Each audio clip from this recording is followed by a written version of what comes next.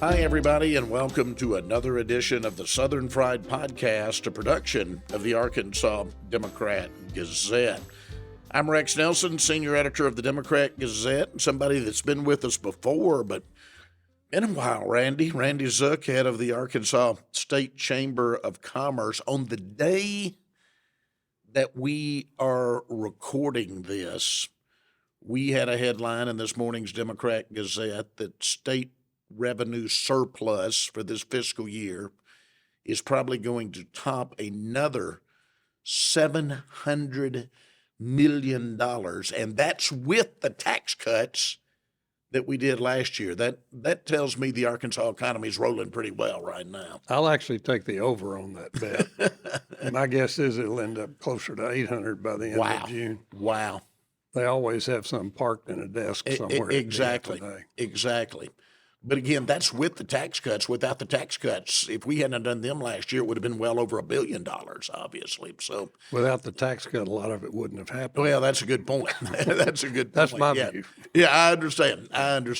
But again, big picture, it tells me, I mean, there are areas of concern as always, but Sure. Big picture, looking at the state from that 30,000-foot level, the economy is percolating right along right now. Defying the laws of gravity. I mean, the headwind, of course, is the Federal Reserve and the cost of capital, cost of money, cost of financing a car, financing a home, all kinds of things. So we're going to continue to have high interest rates as the Fed attempts to slow down the economy. I mean, that's the only way to put out the fire on inflation, is you have to slow the economy. And it involves some pain, and we're gonna have another recession. I'm just not sure if it certainly won't. Well, we always do. I mean, it's all cyclical. Yeah, and it won't be before the election. Let's just put it that way. Yeah, I mean, not only on the day did we tape this, when we had that revenue estimate of now $700 million plus in surplus, we also tape it on a day which all three stock market indices set records yesterday. 40,000 on the Dow as I drove over to your office. It's top 40 this morning. Top 40 this morning. Wow. So when I graduated college, I think it was 600. Yeah. It might have been 500. Yeah. Wow. Let's start kind of like we did, it's been almost a year, and I need to have you more often. There's so much going on since I've had you, but let's kind of make a trip around the state. I'm going to start up in Northwest Arkansas since I just spent the last 3 days up there.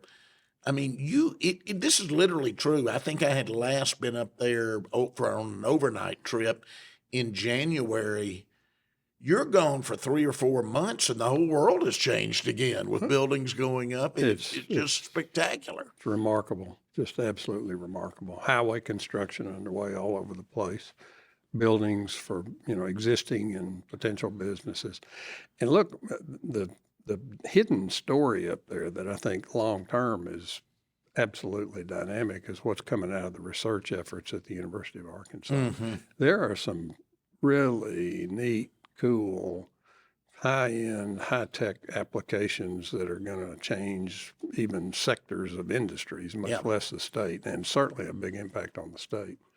Even talking about, kind of a golden era there, even when the major corporations do some restructuring, it seems to play to Arkansas's benefit. Last year, Tyson says we're moving 1,000 white-collar jobs to Arkansas. While I'm up there this week, Walmart says we're moving more people to Arkansas. It might be job losses elsewhere, but it's good for our state, Randy, when you see stories like that. Just continues to accelerate. That's all you can call it. And that's fun. Of course, your choice is Hoboken, New Jersey, or Bentonville. Exactly. Rational people, I think, will choose Bentonville. Well, that quality of life just keeps growing. After touring the spectacular Walmart new corporate campus yesterday, I go to have coffee at Meteor, which is half bike shop, half coffee place, cool with the new head of the Bentonville Chamber of Commerce. And I look around there, and this is weekday on a Wednesday, middle of a Wednesday, and people all in there in their bike gear. Of course, they work different schedules. A lot of them have Wednesday off. A lot of them are doing it on their lunch hour. But the place just full of people in bike gear. I felt a lot more like I was in, say, Eugene, Oregon than I did in Arkansas. Looking around. No question about it. And by the way, another headline today is that Fayetteville just topped 100,000 people. Saw that. Bentonville's the fastest growing, but Fayetteville is certainly the largest. And Yeah. and that's the whole region, and it's not just Washington and Benton counties. It's now Madison. It's moving over into Madison also. Madison is the, I think, second or third fastest growing county percentage-wise in population. So it's spreading. Yeah, absolutely.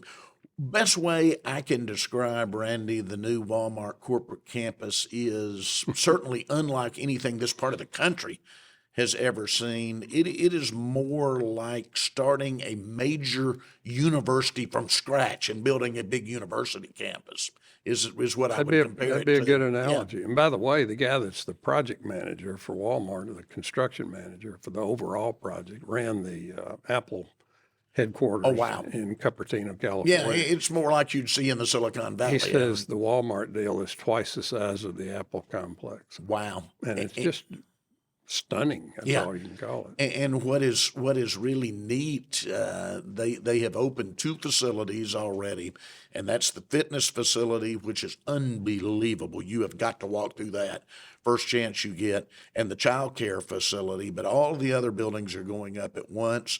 An AC Marriott hotel going up right now, where you're going to be able to stay right on campus if you're doing business with Walmart. And what most impressed me is they have already done literally millions of dollars in landscaping, Randy. I mean, full-size trees that have planted, and you and I both know those things don't come cheaply. No, they'll have pools. They're going to be ponds. I guess you'll come small lakes. It's just going to be breathtaking. Yeah. The quality of the project. Absolutely. Let's bounce around a little bit. I could talk a lot more about what's going on up there. I was out on the Crystal Bridges campus, and boy, they're coming right along with that 100,000 square foot expansion on what is already one of the world's great art museums, about to become even better. Call it another $100 million. Yeah, exactly. No telling what to fill it up with artwork. Oh, well, they've been buying it so quickly. A lot more exhibit room. While I was up there, the Antiques Roadshow came to town. Couldn't find a room in Bentonville. They told me about 5,000 people came for that event from all over the country. I don't doubt it. Another example. All right, let's move here to Central Arkansas. Talking about recent headlines, Tractor Supply dedicates its new distribution center in Maumelle. It's going to end up having more than 500 jobs. We talked about, I think, the last time you were here, that Amazon now employing about 4,000 or so people in Central Arkansas. This place is really becoming a major logistics and distribution hub, isn't it? And rightly so. I mean, we're smack in the middle of the country, and, terrific transportation in all forms, from river to air to interstate, certainly, both directions. Yeah, we've got, Home Depot and Dollar General both going up out in North Little Rock, near the Amazon facility there. And probably more to come, I would think. What we need is some wisely crafted incentives for distribution facilities like that. You look at Memphis, you look at northern Mississippi and the east side of Memphis, covered up with one warehouse after another, And a lot of that should have been on the other side of the river, on our side of the river. Yeah. Had we had some better crafted and designed tax incentives and tax abatements for inventory, for instance. Yeah. We've got to become more competitive on the way we handle inventory taxes. Yeah, I take it you'll be working on that between now and the regular session in January of next year. We will indeed. Yeah. Again, but that seems to be taking off here. Looking at other areas, go up to Fort Smith and the fighter mission, which has been estimated to have a $1 billion, maybe even more, annual economic impact is moving right along, and it looks like we're going to see the first foreign pilots coming in by late this year already. Talk about moving quickly. And the plans have already been expanded by 25%. They've gone from 36 F-35s based there to 48. Yep. So, Yep. I mean, look, that's a hot product. It's going to sell all over the world. Oh, absolutely. People are going to come to train how to fly them as well as to maintain them, because there are 4 or 5 maintainers, they are called, for every pilot. That's what it takes to keep one of them in the air. Yeah, and these people are going to be there not for several months, but for several years. So they will be moving their families to Arkansas, enrolling their children in school, et cetera. And looking for cuisine offerings. So it's going to, the restaurant scene in Fort Smith is going to tune up pretty quickly. It's already, with the Vietnamese, everything, the Hispanic influx through the years. It's already a great restaurant town. Look at me. I like to eat everywhere I go, as you know. So it's cool. It's going to get even better. So we've got that going on there. Recently, because I need to do an update, it's happening so fast.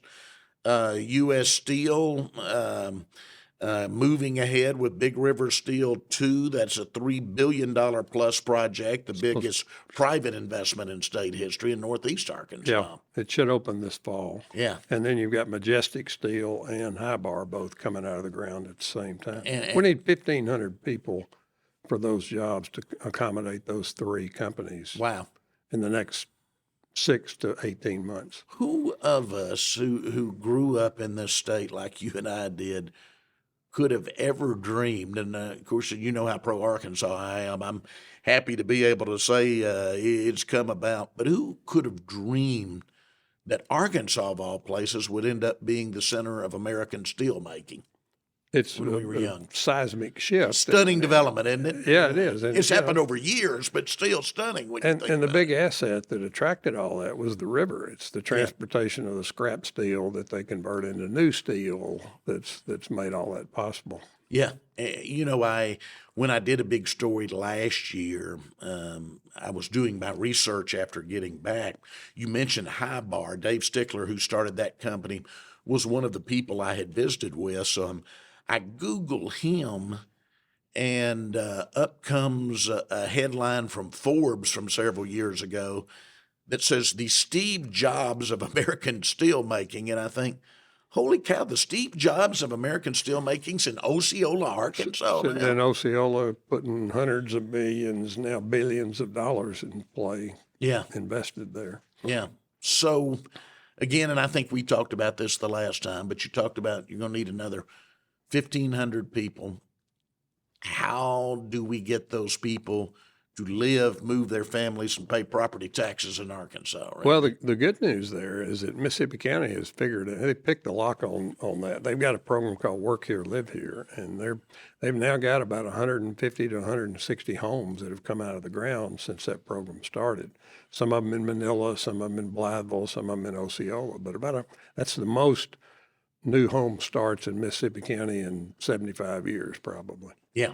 And, affordable 350 to 450,000 range homes. Plenty of room to build them in some of those cotton fields. Mm-hmm. It's just a matter of getting the capital in play, get the loans structured, get the contractors to show up who can, put those things together and get them built and open and attractive to families and steel workers. Yeah, absolutely. So looking ahead, and I'm talking 5-10 years even down the way, where the leading steel producing county is Mississippi County in Northeast Arkansas. If the lithium, and I think it's going to, takes off in Southwest Arkansas, you've got that there. Is there any reason that we shouldn't have especially for EVs, both assembly plants and battery plants in between here in Arkansas, considering we're doing steel and we'll be doing lithium also? Well, let me remind you, that steel's already sold. That's true. That's true. Every pound of it. It's already sold. But we can keep adding new plants. I think the EV bloom is fading pretty quickly, and reality is setting in as to how fast we're going to transform the transportation sector. We're going to slow. It's going to be a slow, long process to get any significant percentage of the total transportation sector shifted to electric versus internal combustion. So that's a reality setting in. And the lithium boom is going to be a lithium development. Yeah, it's going to be long term. It's going to take, it's going to take, it's not going to happen over. It's not going to be like the oil boom. And I did a column to that effect. You know, the analogy I used, it was like a big freight train taking off. It's going to be very slow at the start.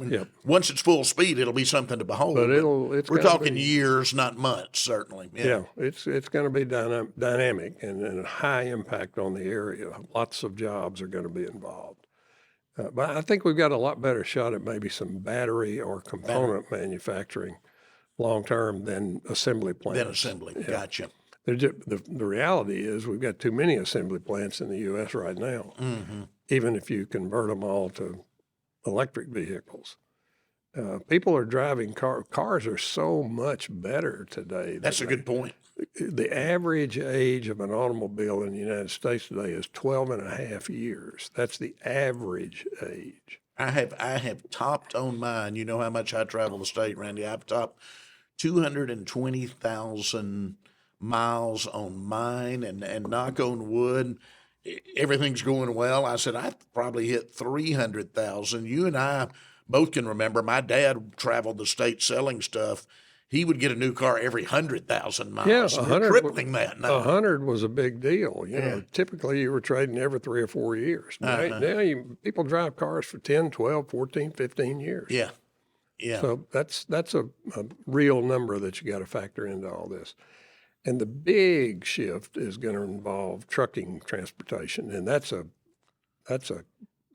herd of cats to deal with right there because of the scale of what's needed and the weight of the batteries, frankly. It displaces so much of the payload on a 53-foot trailer. Right. If you got to have 30 or 40,000 pounds of batteries, that changes the economics of trucking, not in a good way. Gotcha. So I think the math is coming home to roost and is forcing some more sober evaluations. Now, that said, the big expansion that we've got to underwrite in the next 10 years is the electricity system, the supply of reliable, low-cost or competitive cost electricity. And we've got to start paying some attention to this because this dramatic shutdown of the entire coal-fired power plant system is a tough nut to crack. And add that to the transmission costs that have got to be invested to prepare to be able to move electricity around to these growing concentrations driven by data centers, marijuana growing, crypto mining, all of those things that are high electricity users, big volumes. And they're changing the calculations and the math of how electricity is moved around the country. And we've got to address that. Yeah, that's a great point. We've talked about a lot of things. We've talked about retailing in Northwest Arkansas, steel in Northeast, lithium in Southwest. If I were to ask you, with your statewide view that you have to take, I'm most bullish on this area for Arkansas the next 5 to 10 years. What, not geographic area, but sector of the economy. What would it be? More steel making? What would you choose? I would say distribution is probably going to drive more distribution and back to electricity. Distribution and electricity production are going to be high growth industries for Arkansas. And tourism and recreational opportunities. You know, the governor and first gentleman's efforts around the outdoor economy are going to pay off in lots of growth in lots of areas that have been neglected. I mean, areas of the state, like Bio Bartholomew is going to be. Absolutely. the kind of thing that gets some attention that's And long when we get the overdue. Delta Heritage Trail completed, I mean, southeast Arkansas, where you hail from, you're going to have bridges redone over the lower Arkansas and the lower White, and going to open up some really wild areas that people have never seen. So, I hope that's true. well, it's moving. Yeah, I hope they show up. The trail is true, as you The know, trail's going because to work, but I hope the people show up. yeah, because 20 million of Walton money already in there, another 20 million of state and federal money. That's about a 40 million plus project to complete that. And there's precious few bicycles on that Mississippi levee right now. Yeah, but It'll happen. but build it, and publicize it.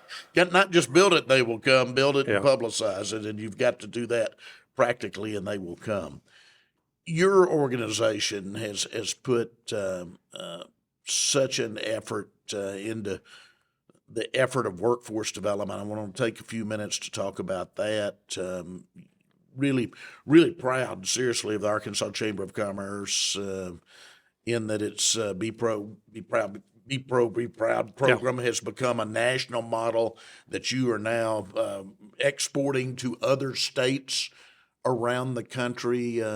Talk a little bit about that, what you've done in workforce education, and what we need to do as a state to take advantage of these things we're talking about, because you got to have employees to do all these things for them to continue. Well, I appreciate you asking and pointing that out, because frankly, I think this is the area where we can have the most predictable and likely improvement in per capita income, is to get more people prepared for the jobs of today and the relatively, say, midterm future. We've got a terribly high number of people who are just not equipped with the skills necessary to compete in today's economy. And a lot of it is, some of it is higher education. There's no question about that. We've got to continue to invest in top-notch higher ed. But for 60 to 65% of the kids coming out of high school, the more likely career paths and opportunities are represented in fields and endeavors that don't require a four-year degree. They do require something beyond high school without question. Right. But a 6 to 12 to 18 month technical career preparation program can put you in the driver's seat with a $60 to $70 to $80,000 a year starting pay level, much less in a longer term career opportunity with even increased pay over that level. But steel workers, advanced manufacturing plant workers, construction workers, transportation, utilities, hospitality in many cases. They're just healthcare, but that's a whole world we haven't even talked about. 25% of roughly of the U.S. economy is dedicated to healthcare, and it's going to increase as the population continues to age with higher and higher demands for medical services and medical care. So all of these fields are just ripe with opportunity for people who are prepared and who get themselves ready to engage in those fields. I mean, it's hard to overstate the opportunity, the level of it. It really is. Taking healthcare alone, I was just having a conversation yesterday with somebody in Northwest Arkansas as we went by Alice Walton's new medical school and her Whole Health Institute, which are both going up at the same time that expansion of Crystal Bridges is going up on that campus. I mean, there are tower cranes everywhere there right now.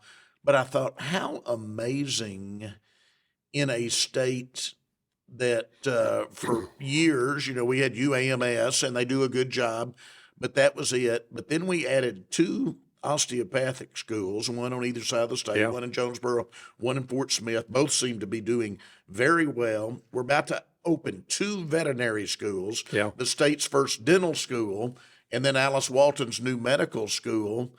And like you said, you look at our aging population, our increasing population, I think jobs will be available for all of those people. There's no question coming out about of those schools. There's no question about it. And if you look at the healthcare field, bear in mind that for every admitting physician for a hospital, there's anywhere from 25 to 40 support personnel required.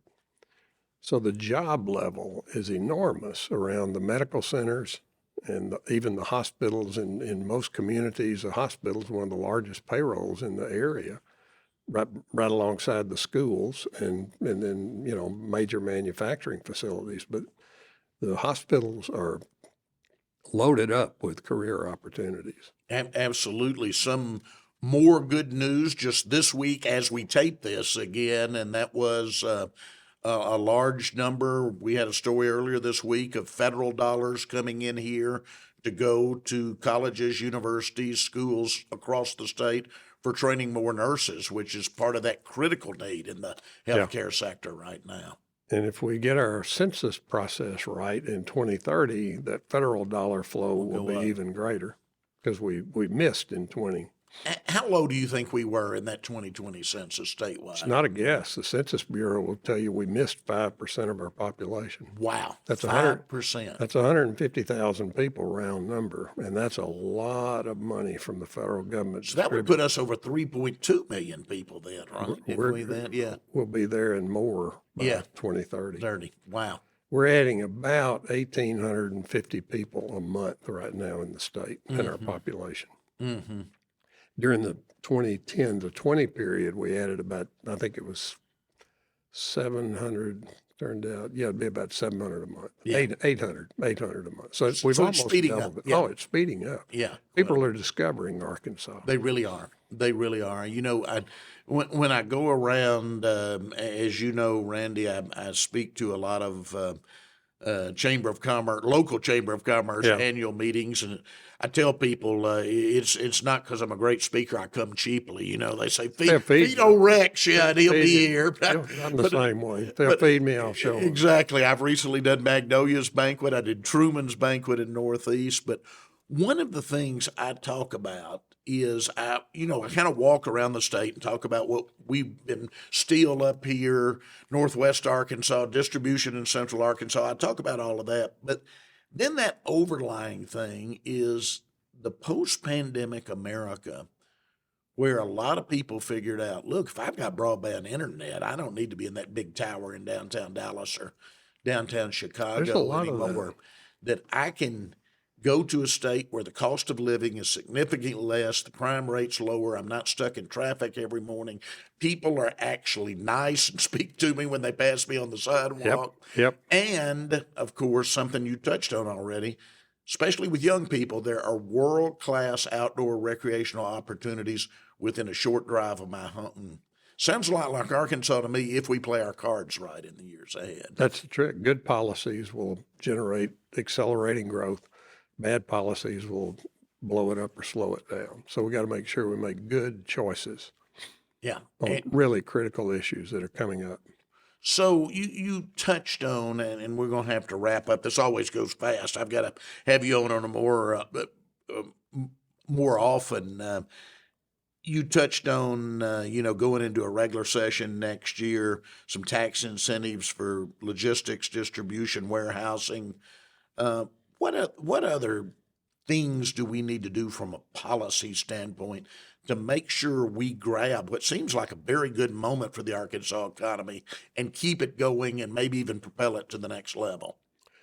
Well, I think the biggest thing is to sustain the effort for making the educational system more effective, making sure we get good results from the money that we're spending in K-12.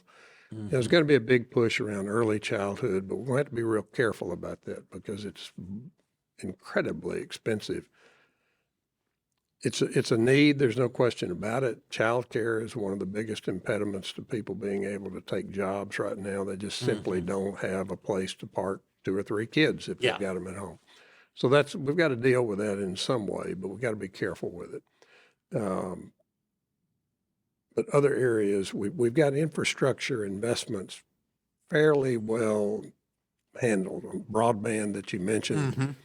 we got more money to spend than we. Well, I was going to say, post-pandemic, the federal money has just been flowing in that area. Well, there's $1.7 billion parked out at Commerce that we're trying to spend as fast as we can. We haven't got enough technicians. To do the work. Dig the holes and get the fiber optic laid. We need 5,000 people in that one area right now. Wow. The money's there. Yeah. Yeah. But continuing to keep the infrastructure in good shape and improve the results of the effectiveness of education system so that people are better prepared to do the work. If you come out of high school unable to read at a relatively close to grade level, you're economic roadkill. You're a problem waiting to happen. And we get back to something I know you talk about all the time. I mean, our unemployment levels have hit records in the last year. They've been great. But boy, you look at that workforce participation level, and that's a different story. That does not look good. Do the math. We've got 65,000 working age, healthy, should be available. That aren't looking for work. Who are on the sidelines. How are they living? Beats me. Does me too. My wife and I talk about this. We go into restaurants, they say we're short of help and all. And we say all these people that were working before the pandemic, how are they making it from month to It's month? a mystery to me. If I could pick that lock. Well, I had to ask because, like I said, my wife and I talk about that all the time. If we could just get to the national average, Yeah. 65,000 people would be a lot better off. Yeah. Randy, thank you so much. Like I said, so much going on, and in a good way. I think economically, most of the news is pretty good right now. If we could just get crop prices up. Well, I didn't even touch on agriculture, but that's true. That's going to be a headwind. Yeah. Crop prices are awfully low right now. Yeah, absolutely. Could be a tough year in eastern Arkansas. And let's never forget that agriculture still is the largest segment of the Arkansas economy. No question. All right, Randy Zook from the Arkansas State Chamber of Commerce. I'm Rex Nelson from the Arkansas Democrat-Gazette. Thank you for joining us for another edition of the Southern Fried Podcast.